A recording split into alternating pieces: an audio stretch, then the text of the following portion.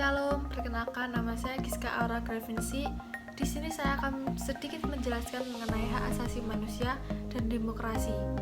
Di sini saya juga akan menjelaskan bagaimana penerapannya dalam kehidupan sehari-hari di lingkungan sekitar, di masyarakat, dan bagaimana cara kita untuk mengajak masyarakat agar bisa menghargai hak asasi manusia dan demokrasi sesama. Yang pertama-tama kita harus mengerti dulu apa itu hak asasi manusia atau yang biasa kita sebut dengan HAM. Jadi menurut Wikipedia, HAM adalah sebuah konsep hukum dan normatif yang menyatakan bahwa manusia memiliki hak yang melekat pada dirinya karena ia adalah seorang manusia.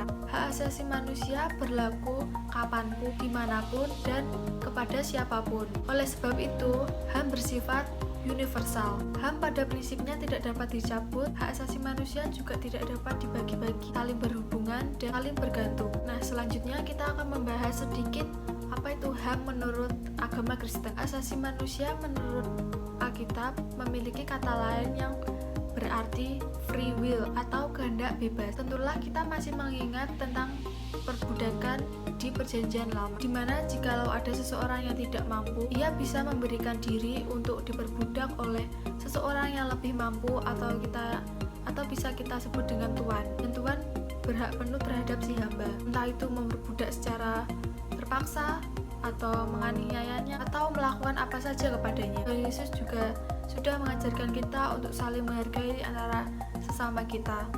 Tuhan Yesus juga menuliskan di dalam Alkitab mengenai hak asasi manusia.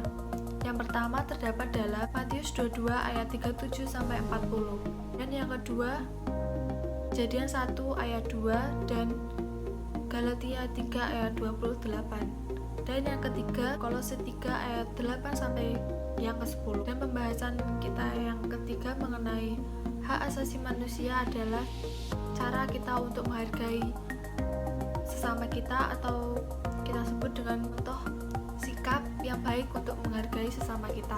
Yang pertama, tentu saja kita harus menghargai pendapat orang lain. Jika kita bisa menghargai pendapat dari orang lain, maka orang lain akan bisa menghargai kita juga.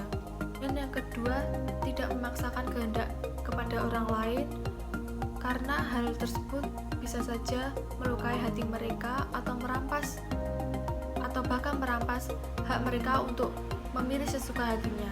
Hal tersebut juga berlaku dalam agama, jadi kita tidak boleh memaksakan suatu agama untuk dianut oleh orang lain, karena hal tersebut bisa melanggar hak asasi orang lain. Karena setiap orang bebas untuk memilih agamanya sendiri-sendiri tanpa ada paksaan dari orang lain. Dan yang terakhir adalah kita tidak boleh untuk memotong pembicaraan orang lain saat mereka berbicara. Jadi sebaiknya kita dengarkan dulu apa yang mereka bicarakan. Setelah mereka selesai bicara, baru kita boleh untuk menyanggahnya ataupun meresponnya. Karena dengan kita menghargai pembicaraan orang lain, mereka juga pasti akan respect terhadap apa yang kita bicarakan nantinya. Selanjutnya kita akan membahas tentang demokrasi. Jadi demokrasi menurut Wikipedia adalah di mana semua warga negara memiliki hak yang sama dalam pengambilan keputusan yang dapat mengubah hidup mereka. Selanjutnya kita akan membahas demokrasi menurut pandangan Kristen. Tentunya akan mengarah kepada sikap dan teladan Tuhan Yesus Kristus. Hidupnya yang seturut dengan kehendak Allah. Ayat di dalam Alkitab tentang demokrasi memang agak sulit ditemukan, namun ada beberapa ayat Alkitab yang secara tidak langsung mengarah ke dalam proses demokrasi. Beberapa ayat Alkitab yang mengenai demokrasi ialah yang pertama Mazmur 146 ayat 5 sampai 9. Dan yang kedua Markus 12 ayat 13 sampai 17. Dan yang ketiga Nehemia 2 ayat 17. Dan yang keempat Galatia 5 ayat 13